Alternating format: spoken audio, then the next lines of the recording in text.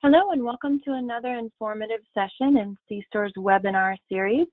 Today's event, How to Future-Proof Your Multi-Cloud Strategy, features Robert Rudy, Manager of America's Solutions Architects with NetApp, and Neil Williams, Sales Director at cStor. I'm Kim, your webinar organizer for today's event. Before we begin, I want to take a moment to point out a few helpful tips to ensure you have a great experience on today's session. First, you have a control panel. And on the right side of that screen, you can minimize or maximize that with the orange arrow. Second, we'll take as many questions at the end of today's session as time allows. You can post questions to the questions pane at any time during the presentation. Finally, no need to take notes. Our session is being recorded, and we'll share the recording link with all attendees following the event. So with that, let's get started. I would first like to introduce again Neil Williams, Sales Director at cStor, for a brief introduction. And then we'll get going with today's main event. Neil? Thanks, Kim. Good morning, everyone, and thanks for attending this morning. We know your time is valuable, so we want to make sure this is a good use of your time. And I've seen Robert's presentation. I think it's great, and it's certainly relevant to most of the clients I'm talking to every day. Most of you are already existing clients of cStor, so a little bit of this information will be repetitive for you. For those of you that are new to working with cStor, we've been in business for more than 15 years. We have clients based throughout the Southwest, covering large enterprise, small and medium business, state and local accounts, as well as education and federal government. We do a myriad of different types of projects for our clients. We'll go through the next couple of slides and talk about where we differentiate. We really focus on three primary areas. Data center, obviously, is where our roots are. But over the years, as consolidation of IT has occurred, we're seeing cybersecurity now on almost every single one of our deals, whether there's a product or a service needed, even on a simple backup or disaster recovery project. Cybersecurity is talked about on almost every deal. What's new and growing, and a little bit of the focus of Robert's presentation, is what we call digital transformation. Some people call it cloud. Some people have started calling it data center 2.0. But it's what's happening with our clients as they move away from traditional IT towards advancing the business requirements for their clients' needs. Our approach, why we're a little bit different. We are what we like to refer to as a boutique shop. So we don't do everything. If you ask us for help on a wireless project, we'll probably refer you to somebody else. That's not our specialty. But where we do focus in those three areas just mentioned, we feel we've got in-house expertise better than anybody. We are vendor agnostic. While we do recommend some best of breed products and services, we always take into account our clients' needs first, and then talk about the different options and the pros and cons that come with each of them. And always client first. So the client's needs before our own or before our partners. We do have a wide array of services that we believe help differentiate us. So all of those solution areas that we talked about, as well as staff augmentation and consulting and optimization, as well as managed services for those solution areas. So with that, I'm going to turn it over to Robert Ruby, Manager of Solutions Architects at NetApp. Robert? Hey, thank you, Neil, and good morning, everybody. So I'm going to be covering how to future-proof your multi-cloud strategy in 30 minutes or so, and that's a tall task. So we'll basically scratch the surface on what NetApp strategy is and what we're doing from a product set and development standpoint in our engineering efforts in our software platforms.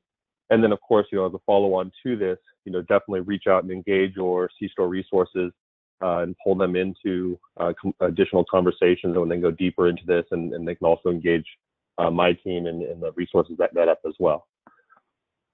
So when we talk about multi-cloud strategy, we actually look at some of the reports that we've seen, and IDC has done some surveys of different CIOs in other organizations, and apparently 97% of enterprises have a cloud strategy, which is actually mind-boggling. That's not 100%. There's actually 3% of the population out there that still have no cloud strategy. So I guess they won't be around in the next couple of years. But of that 97%, the thing that we found the most interesting is over 70% of those that had answered that survey see a multi-cloud and multi-hyperscaler strategy in their future. And so when we look at that from a NetApp perspective, really we focus on this as how do we help with the data management and the data movers between all the elements of a hybrid cloud infrastructure and a hybrid multi-cloud infrastructure. And really at the core of that is what we call the data fabric. And this is a journey that we've been on as a company over the last 5 or 6 years now.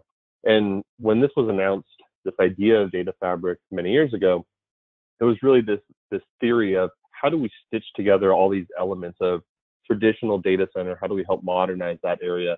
How do we help with next gen data center consumption models and more cloud-like experience on-prem in your private cloud? And then also, of course, the hyperscalers as well. And how do we weave all those pieces together? Because at the core of it, data has weight and data has gravity.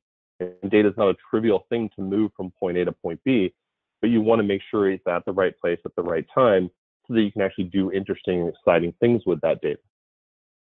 And if we pull this down one level and look at the pieces that we put underneath this, over the last 5 or 6 years, we've really developed all of our engineering and software platforms really focused on this idea of data fabric. And so as we kind of put the pieces together of what we have within our portfolio, you'll kind of see how the pieces work together and help enable this story. And so really at the first piece of this is, of course, the on-prem footprint. Right? Everyone knows, I think there's been this thought that 5, 6 years ago that everything's going to live in the cloud. And fast forward to today, I think the realization has been that, yes, can workloads live in the cloud? Absolutely. Can almost any workload live there? Pretty much. But can all workloads live there, or can you afford to actually do that? That's a completely different conversation. And so we look at the on-prem data footprint, we look at our portfolio, and there's all the pieces that live there that if you're familiar with NetApp, you're probably familiar with several of these things, plus additional offerings that we've introduced, things like ONTAP and our E-Series platform, our SolidFire platform, our HCI platform, and so forth. And so all of these pieces live inside your data center, your colo, but they need to have some type of connectivity out to the hyperscalers to really enable this story of data fabric.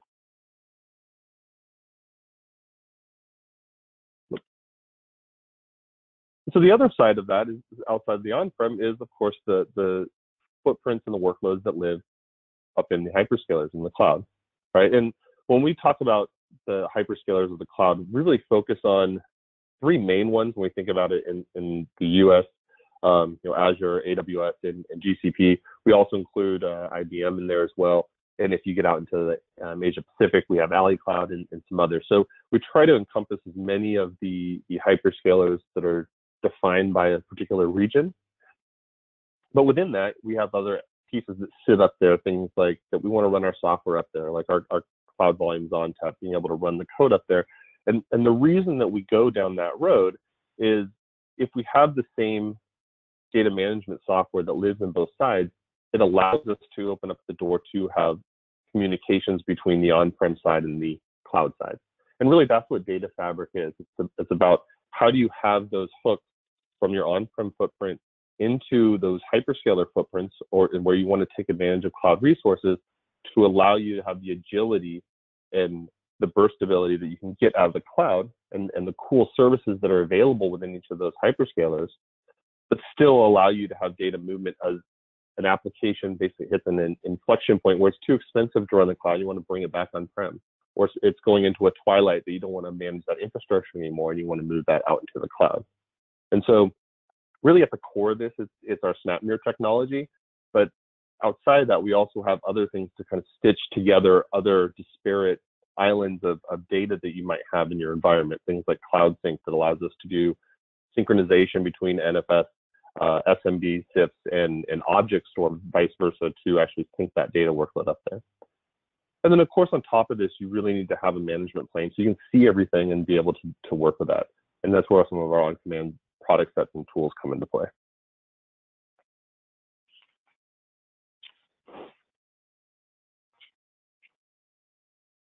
And so one of the things I mentioned in that was our HCI. And when people hear HCI, they have a tendency to think of what HCI stands for based on what had been out in the market. And when we think of HCI at NetApp, we really think about this as hybrid multi-cloud infrastructure. And that's how we define HCI. And the reason we do that is we really looked at when we designed our HCI solution is how do we take that experience that you have within hyperscalers and bring that on-prem? The idea of a consumption methodology, a consumption framework, automation, where you go to a portal, you request resources, and it provisions it automatically, and you get those basically instantly, very much like that cloud-like experience. So at the core of this is our HCI platform, and it's built on our Element OS platform.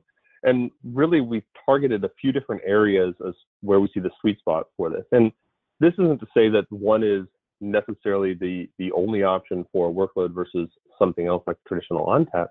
It's just a different type of consumption method.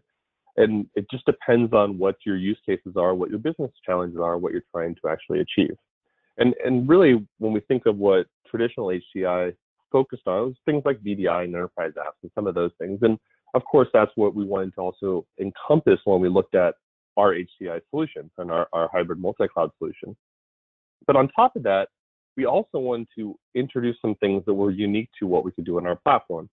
Things like be able to leverage existing infrastructure. This is that idea of when we think about where we put this hybrid cloud infrastructure in place, we're thinking of it in that next-gen data center versus the traditional data center that we'd be working with. So we want to still stitch those two pieces together, that idea of that data fabric and stitching the different elements together without creating silos of data management. And so this is where we allow our solution to be able to leverage existing infrastructure, leverage existing compute, and point it to that storage platform, because at the core of it, it is still a fully feature-rich data management platform. So as I was saying, with this, we wanted to make sure that we could leverage existing infrastructures and stitch that together with our traditional data center. So because it's a feature-rich data management platform on the back end of this, we can connect existing servers right into that platform. We can also use it to connect to additional storage modules in other areas of our environment. That's a big help for us in that part. Then as we kind of look out forward, we really want to be able to accelerate new services within the data center, things like IaaS, things like containers and Kubernetes and other parts. So we've started to develop a wrapper around this to enable a lot of these next-gen services that we'd be introducing into our environments, as well as bridge the gap or blur the gap, is probably a better way to say it, between public cloud resources and private cloud resources.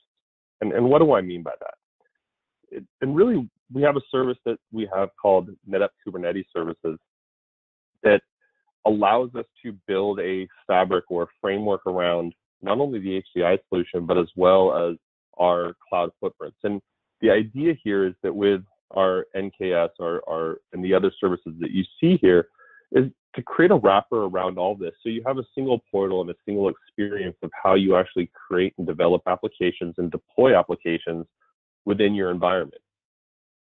But it makes it interesting, or makes it very exciting, is it basically, we look at our hybrid cloud infrastructure as another hyperscaler within your environment. The idea that, that why is infrastructure on Azure or AWS or GCP, why is deploying that have to be a different experience than deploying something on-prem? And so what we're doing in the solutions and the wrappers that we're putting around this is to create automation in a single portal and a single pane of glass and its user experience to deploy applications regardless of where it lands. So basically you do a drop down and say, I want to deploy this in AWS, or I want to deploy this on my NetApp HCI solution, or I do want to deploy it on GCP. And then everything else outside of that, your templates and everything else basically is the same regardless of where it lands. So the idea that that user experience and that provisioning experience becomes identical regardless if it's on-prem or in the cloud.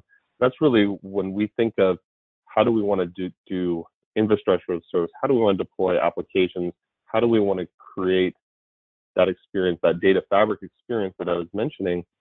This is really how we see and envision the future going forward. And then, of course, there's other elements, and with anything, there's always the cool new technologies and things that we want to deploy. Things like Kubernetes and machine learning, all these other neat, exciting things that we want to take advantage of services within the cloud and such.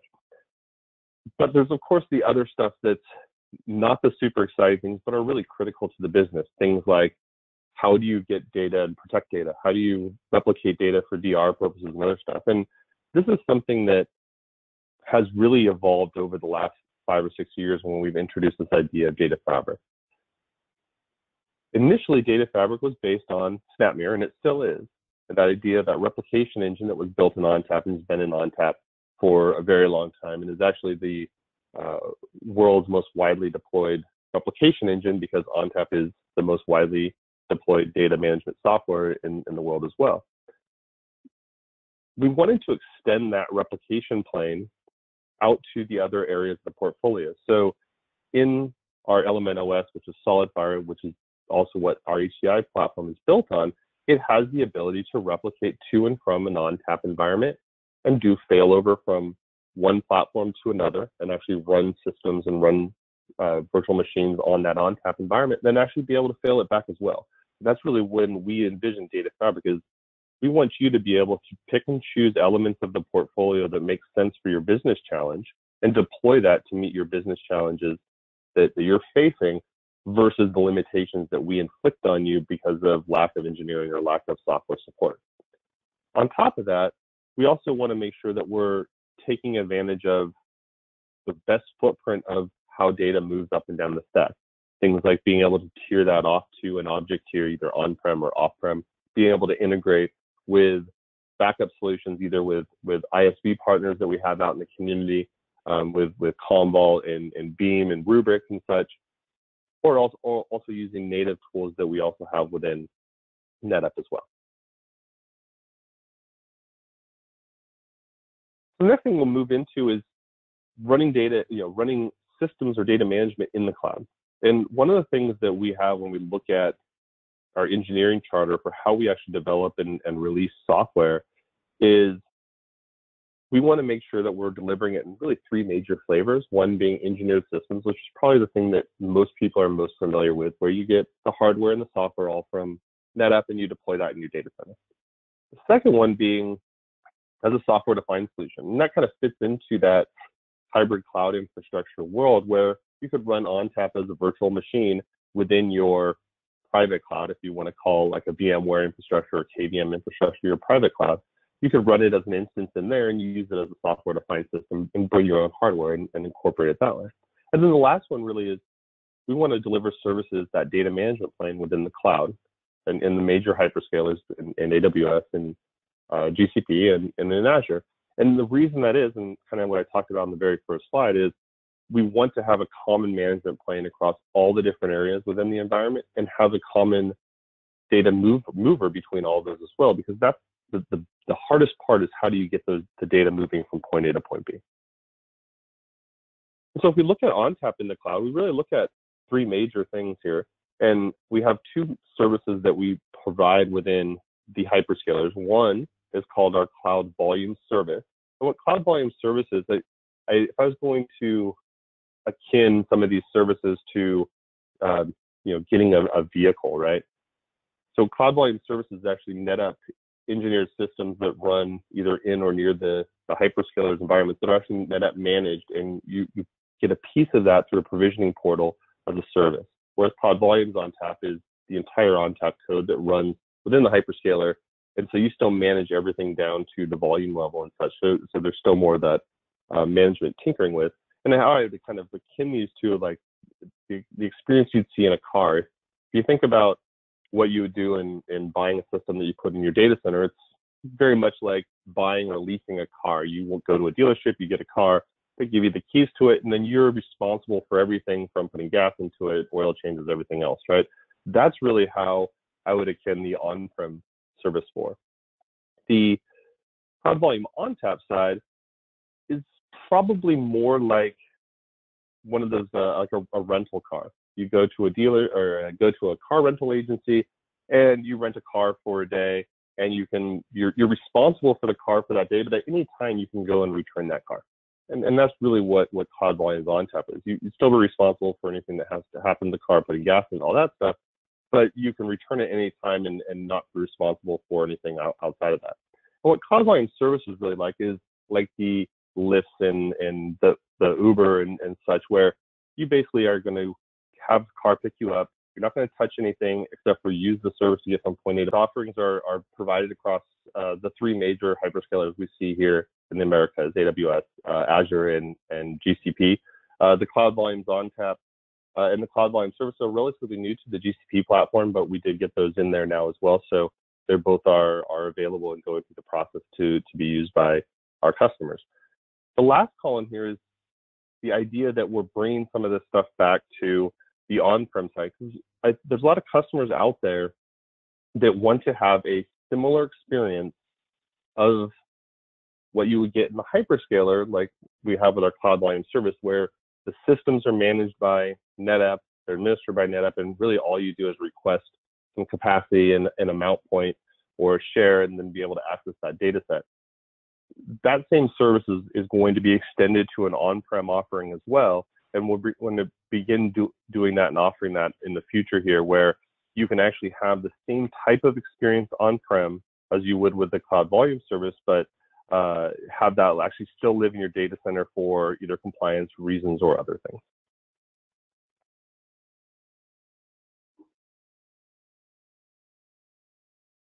And if we look at those two workloads, and like as I mentioned, kind of the differences between them, it really comes down to how do you want to administer or manage that, and who is the customer that actually is going to be using it.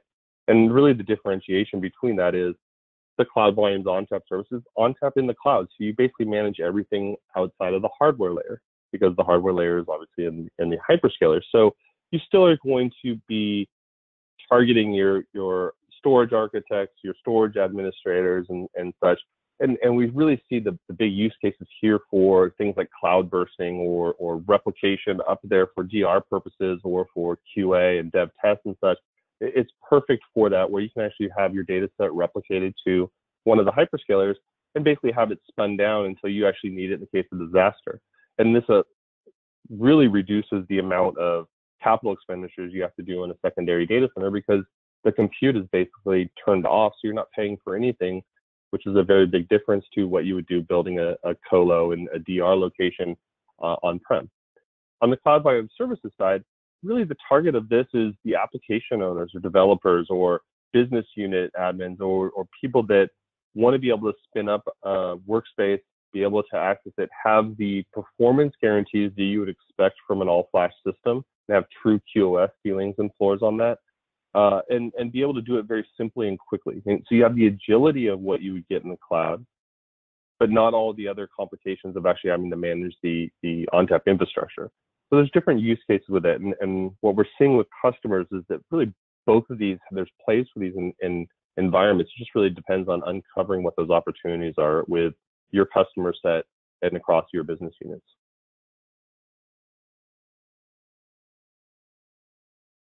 And then kind of under the covers on the Cloud Volumes ONTAP, it really, the big value here is that replication element, that idea of data fabric, to be able to replicate data from your on-prem footprint up into the cloud, and then be able to leverage services up there either for development, testing, cloning, other stuff in there, or to actually do failover. And the nice part is, and ultimately under it is that single pane of glass, that single management plane is really what we want to enable here. And so as you look at things of how you can actually leverage the cloud, either for different workloads. This is a very simple one to actually be able to bring up workloads in there, and then also gives you a way to get out of the cloud if you need to. That's always the challenge that we see with customers. And then the last part I'm going to touch on really briefly here is the on-prem side. Because we've talked a little bit about other parts of it, that next-gen data center and doing things with that hybrid cloud infrastructure, HCI infrastructure, talked about things running in the cloud itself.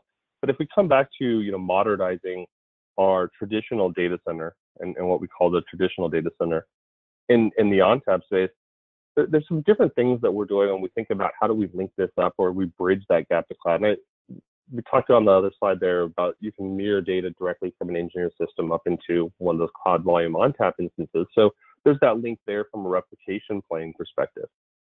The other piece that we have under that is what we call Fabric Pool. And Fabric Pool is the ability to do block tiering from an all-flash tier down to an S3 bucket. Now that S3 bucket, people when they think of cloud, they typically think object or they think S3.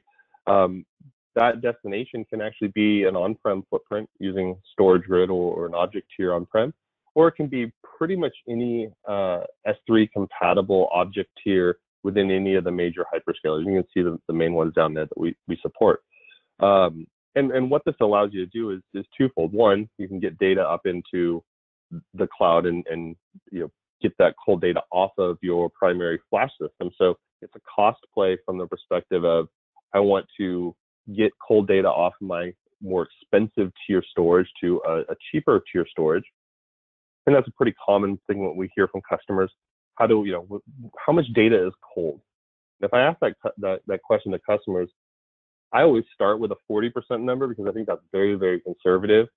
Typically, I hear somewhere between the 50 and 70% range of how much data is actually cold. And then the follow-on question is, well, how do you get that data to a cheaper tier? Because what are your customers actually saying? And the customers always say, well, our data is hotter, we need to access it, or there's all the other challenges with stubbing and stuff. And so Fabric Pool really solves that for customers and allowing them to basically deploy all applications on Flash and then use our data management plane on the back end with an ONTAP to tier that data to cheaper tiers of storage, either on-prem or in the cloud, but still give a seamless experience to the application layer, to the user layer. And the other major thing that we look at from a cloud perspective is how do we also do things like cloud bursting or cloud caching and other stuff to get portions of workloads either up into the cloud or back on-prem to do different or interesting things against it. And so we released something called Flex Cache, which was actually available a long time ago, and we brought it back into clustered ONTAP just in the last about a year. And this gives us the ability to create endpoints in different areas, either in different locations across our infrastructure, either from one site to another, from one site up into different footprints within the cloud itself, and allows us to replicate data, subsets of data based on access profiles of when that data was last accessed and what's really hot to an application or a user, so that we're only bringing portions of that data set up to the relevant plane where they're actually doing activities against. Public cloud, we could have a 50 terabyte data set. We don't want to basically replicate that entire 50 terabytes up there because there's a cost associated with running that up in the cloud. Maybe we only have a 5 terabytes or 1 terabytes of data that's an active working set that we want to actually do activities against and run some type of service against that. Well, we can use Flex Cache to basically create a subset or a small footprint of that data set and then allow the application or the user to pull the pieces that are relevant to them at that given time up into that cloud layer and then access those locally so that we avoid some of the egress costs and things that would happen pulling data back and forth from on-prem. And so those are kind of, I think I touched a lot of different areas in the last about 25 minutes or so.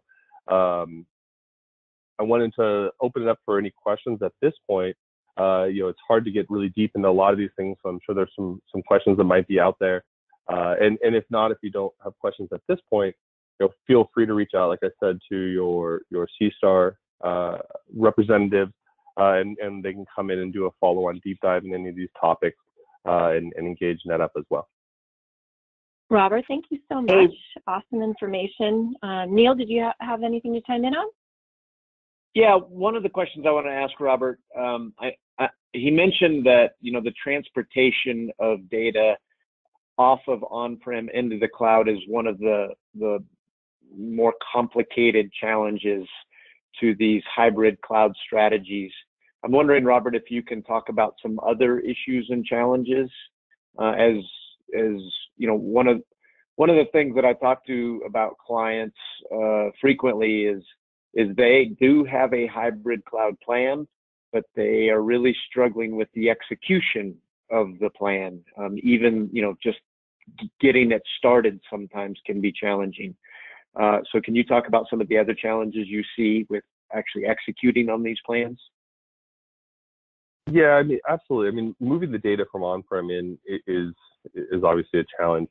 The other thing that we see customers really run into is understanding what are the workloads of the applications they have on-prem that either lend themselves well to moving to the cloud or that even are possible to move there. And so being able to actually define that not only from a service class standpoint, that's one challenge that you have to go through is start to assign service classes and SLAs to those applications to understand where it even should live within the cloud. Is a challenge for customers that they face.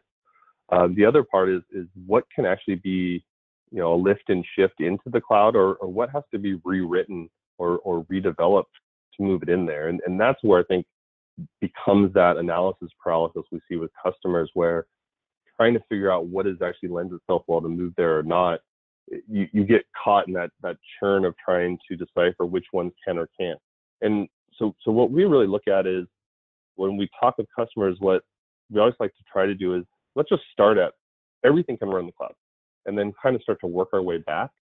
Look at things that, what do you do well and what do you have expertise in, internally in IT, and start to think of how you can start to trim off things that you don't have expertise in. Well, then let's push those out to like a SaaS offering or something like that. So you can start to trim that down and start to reduce what you actually have to focus on for what you're actually going to try to move up to the cloud. And then from that point, then you can start to do the analysis on application by application basis and figure out what meets the different things, either compliance or regulatory, and can actually move to the cloud from that perspective. And then what makes sense that isn't going to be cost prohibitive in a short period of time, you're going to have to move back. Because we see that a lot as well. And this is Kim, we actually do have a few other questions coming in for Robert. And as a reminder, we have a few minutes left. You can still post your question to the questions pane. Next question for Robert. I know we are talking more about active data access, but my question is more about backups. I'm trying to create an air gap, in quotes, with cloud services with an on-prem backup using Veeam. Can you talk to that or share some feedback, Robert? So when we think about doing a backup service to the cloud, that's probably one of the most common workloads that we see move first up to some of the hyperscalers or a cloud footprint. Most of the backup providers out there have S3 connectors and such. We've introduced something in our portfolio as well called the Data Availability Service to extend ONTAP replication up to S3 up there as well. The biggest challenge that I've seen with some of the backup ISVs is the data set that sits up there is only usable by the application. You can't actually spin up some of the services that maybe live up in the cloud. And so one of the things that we've been looking at is how do we make that data separate and protected is one element to it, but also how do we make it something that's interesting and usable as well? Because that's really the thing we see is that value of that data, I think, is lost a lot of times when we look at it in kind of a myopic view of data protection or backup only.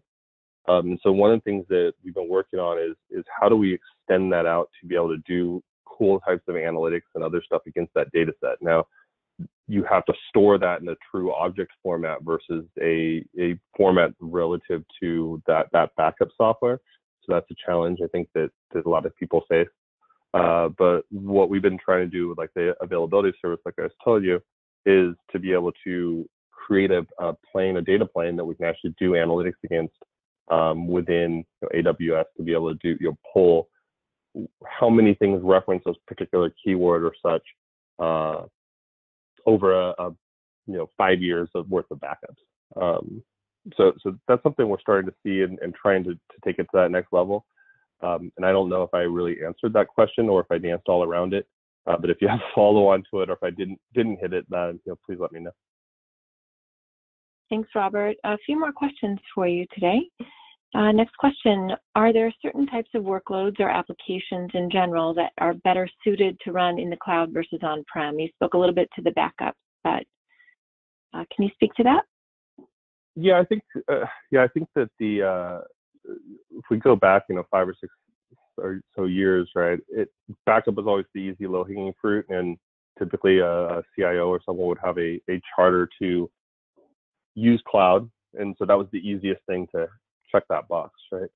Like I said, we've kind of taken the opposite approach to this and really looked at it. And I think that where we stand today, either with the offerings that we have at NetApp in the cloud or near the cloud, I don't think there's really a workload left that couldn't run in the cloud. Now, the caveat to that really comes down to there are some things around compliance and regulatory issues and things that you have to take into consideration, but that doesn't necessarily mean that it couldn't leverage cloud resources. So in I think the second or the first slide that I had up, second slide I had up, there was a piece that showed a NetApp system basically hanging off the cloud, which we call NetApp private storage, which is the idea of having a low latency link to a hyperscaler just to use compute, but you actually manage the control or the storage array and the data that sits on there, so you can avoid some of the compliance or regulatory issues that you'd have by putting that data up into the cloud, but you can still take advantage of the agility and burstability that you would get at the compute layer within the cloud. And so, once you get past the compliance and regulatory stuff, then it really comes down to where can it actually sit and how you actually can move that data up there, or how you can leverage the resources there. And I'll give you an example of that, right? Is if you think of things like SAP and SAP HANA, those systems no one would ever have considered running up in the cloud in the past. If you go back 7 years ago or so, right? And no one was doing that. It was always an on-prem thing, and people protect that. And we're really starting to see over the last couple of years here where there's an increased momentum as people are making their transition from SAP and SAP HANA, a movement into the cloud. And we're starting to see more and more customers actually take that leap into it. And really, that's probably one of the most challenging applications to run up there. So if that can do it, really anything can. It's just a matter of identifying where it has to sit. Great, thank you. Looks like we do have time for one more question. How do customers manage their storage costs across their environments, including both public and private clouds? I'm assuming what underlies that question is escalating costs that are getting out of control pretty quickly. So can you speak to that a bit? Yeah, absolutely. So one of the things that it's interesting about, and I don't know how many people on this have actually seen like an AWS bill or anything. I mean, I think you need a master's to actually be able to decipher it. And there's a reason to that is the more stuff that you leave on, the more the dial keeps turning, the more the dollars keep adding up and the costs go up. And so how do you actually understand what things are in use and identify orphan storage and stuff is really important, and orphan compute for that matter. On-prem, when you have like a capital acquisition or something where you actually own that asset, having orphan storage, yes, it still impacts what your cost of ownership is and your planning from an infrastructure standpoint, but it doesn't keep hitting you month after month. Whereas on the cloud side, anything that's orphaned is basically stuff that you're going to pay for on a recurring basis. And we, at NetApp as a company, we run into this all the time because we do a lot of our engineering efforts in the cloud. The cloud volumes ONTAP is completely developed in the cloud. We do a lot of our developer workspaces for ONTAP engineering in the cloud. So we use cloud resources a ton. And we've been dinged over the years on areas being spun up and never spun down. And all of a sudden you get these bills for $20,000 for a workspace. And like, where did that come from? And so when we look at managing all these pieces, we look at our Cloud Insight tool and our OCI tool. It gives visibility across the on-prem piece for all management platforms or all your data management platforms that sit on-prem, not just NetApp, but heterogeneous-wise. But then can look into all of the resources that you have within the hyperscalers as well. And it can start to do things like identify orphan storage or unused compute or unused areas, and then start to flag that stuff so you have visibility to it to understand, hey, this hasn't been used or touched for X amount of time, or there's nothing being used in this one area. The compute's been zero for this amount of time. Hey, I should spin that down, or I should turn that off, or try to see who owns that resource and spin it down. So you can start to control some of those costs. And we've seen a lot of customers that have deployed that and just looked at it, pointing at their cloud resources and had an ROI of deploying that software a very short period of time because they discovered so much orphaned cloud footprint that they didn't even have an idea existed. Thank you, Robert. And we do actually have a follow-up to the earlier question about the air gap. And I will leave this to you, Robert, as to whether you want to answer now or possibly take offline. But the follow-on is our insurance carrier is talking about not providing cyber insurance unless there's an air gap with our backups. Ransomware can reach out to our cloud links, so somehow we need to sever the link, but still have backups available on a bad day. Is that something you want to answer now, or that be better followed up offline? So I can touch on it really briefly, but to go a lot deeper into it, I think there's a farther conversation. But ransomware and that piece of it, right, it's definitely something that we see a lot. One of the things that is unique on our way we do our snapshots and that replication of that snap mirror piece and that snap vault piece is that ransomware can't actually get access to that or change it, becomes an immutable copy. And if you put on top of that something we have called SnapLock, it's a compliance and regulatory software or license on the system.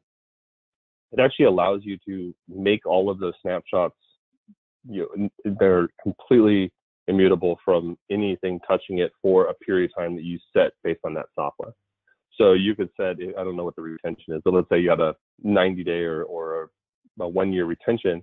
You could have all of those, that destination, that secondary that is being replicated to, have a SnapLock policy on there, and then basically all of those would then be protected for that period of time where nothing could change it. Not even the administrator could change it necessarily if they had access to it. So that's really how we look at combating ransomware in that situation. But again, that's a very high level piece of it, but really it boils down to when we look at ransomware, and that other side is SnapLock really is that piece, that puzzle on top of the snapshots. Snapshots themselves can be protection against the ransomware side, but SnapLock takes us that next level to really protect it against anyone being able to change or damage that. So that might help from that insurance perspective, but you might want to go deeper into that in the future. Great, thank you, Robert. Hey, Kim, this is Neil. Go ahead, Neil. Kim, yeah, I'm sorry. This is Neil. So my wife happens to sell cyber insurance, so I understand what specifically they are looking for there in terms of air gap and the connection or the possible loss of connection. So we just consider that, one of the business challenges that we build into when we're factoring the best cloud solution. So if that person wants to reach out to me directly, I can certainly go into more detail on that as well. Great. We'll make the connection, certainly, so that they can get all the information they need for the best next step. Thank you, Robert and Neil. That actually concludes our questions for today. Thank you, everyone, for your time and attention, and of course to Robert Ruby from NetApp and our host, Neil Williams from cStor. Thank you, everyone, for joining our session today. Great, timely information, and we hope to see you on another cStor event very soon. Have an awesome day.